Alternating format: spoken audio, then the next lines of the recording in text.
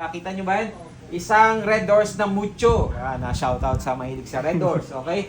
So ngayon, ang gagawin natin ay tatargetin natin yung ating Red Horse na bote para malaman nyo kung talaga nakakabasag po ito ng bote. Okay? So syempre, lagi master trigger finger out at kailangan naka-safe. Okay? So target tayo mga master. Pagka sa safe, firing. Alright mga masters, welcome back sa ating shop, Easy Airsofts. And today mga masters, i-flex natin itong Crownland na 1911. Okay, paano ba gumamit ng mga airgun units? Okay, so buksan natin. So sa unit na to, may kasama po siyang poster. And syempre, may manual kung paano siya gamitin at kung paano siya kalasin. Okay, so ito na po siya master. 1911 na napakakintab, silver. At syempre may kasama po itong Allen key o Allen wrench. BB loader, kasama na po yan. At ito na po ang iyong unit. Yan. Crownland 1911 na silver. Ang ganda, oh, di ba? Pogi, master, oh. Di ba? Pwede ka magsalamin dyan. So, ito yung kanyang magazine. Yan. Okay? So, paano ba gumamit ng mga gantong unit? So, bilang beginner master, kailangan gagamit tayo ng mga safety goggles. Okay? So kung kailangan nyo ng mga ganito, master, available po ito sa ating tindahan. Mura lang po yan mga master. At syempre, meron din tayong tinatawag na metal BBs. Okay? So ito po, available din po ito sa ating tindahan. Yan, meron po tayo isang pack niyan. Okay? So halos 1 kilo po ito. So kung kailangan nyo, available din. At syempre, meron din tayong silicone lube. Sa mga airgun mga master, kailangan meron tayong silicone lube. So, lagi, isprayan natin ito sa loob dito. Yan ha. Isprayan natin yan. Importante yan ha. Okay? Pati dito sa gas route. Importante yan. Okay? So, next, paano ba maglagay ng CO2 couplet? Ito naman po yung tinatawag natin na CO2 couplet. Available din po ito sa ating tindahan. Okay? Next, ito po, master.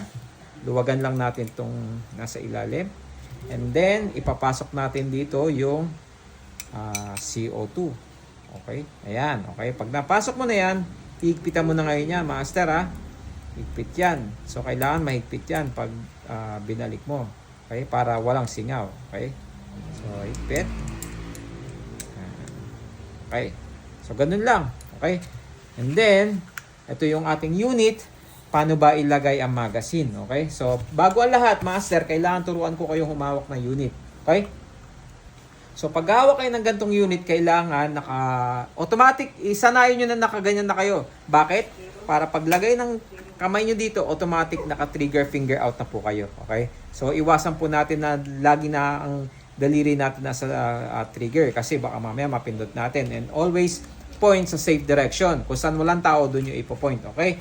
Next, paglagay ng magazine, oo nga pala, bago ang lahat, maglalagay tayo magazine, wala pa palang bala. Okay. So ito po ang BB loader natin, mga master, kasama na po yan ha. Okay, so paano ba gamitin to? Press mo tong buton na ito para umangat yung pang-inject niya. And then dito natin ilalagay ang mga bala.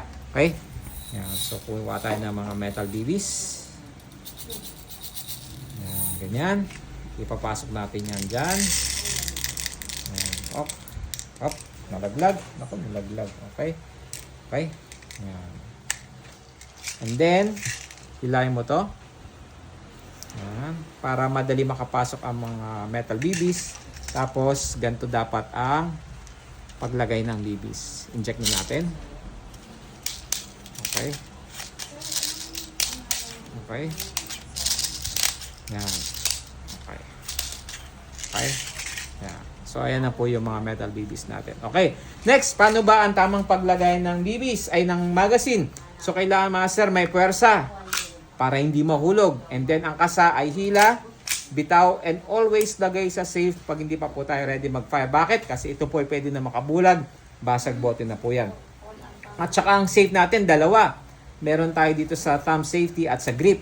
So, ito master, hanggat hindi nakapress ang iyong palad dito, hindi po yan kakalabit. Tingnan mo ha. Okay? So, hindi po siya kakalabit. Okay? Kasi, meron po siyang grip safety. Okay? Pero dapat nakataas yan. Okay? So, next, ang gagawin natin ay mag-chrono. Okay? Ito naman ang tinatawag natin na chrono. Kung gusto nyo sukatin ang rate of fire o FPS ng iyong unit, so ito po ay available sa ating tindahan. Ha? PM lang kayo kung kailangan nyo ng mga chrono. Okay? So, test para tayo mga masters. Tanggal sa safe. Firing. Okay. 324.9.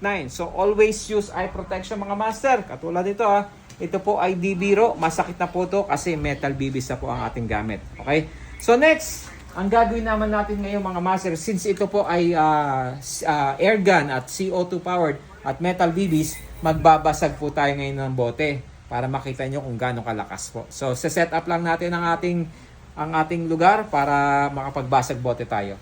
Yan. Okay. So master, makita mo doon, master, meron tayong nilagay na bote. Iso mo nga master, kita nyo ba yun?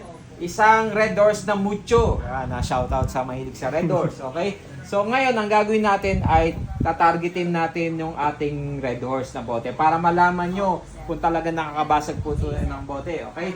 So syempre, lagi master trigger finger out at kailangan naka-safe. Okay? So target tayo mga master. Pagka-safe, firing.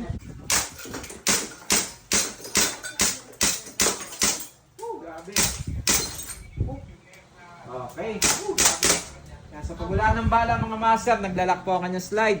So una mong gagawin ay tanggalin ang magazine, release slide, and rest the trigger. So yan mga master, kung gusto nyo ng gantong unit, okay, kitang-kita mo yun, basag na basag ang bote.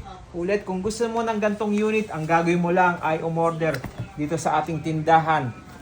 At check out nyo na yan. Ulit, ito ang tinatawag natin na Crownland na 1911 na silver. Let's go!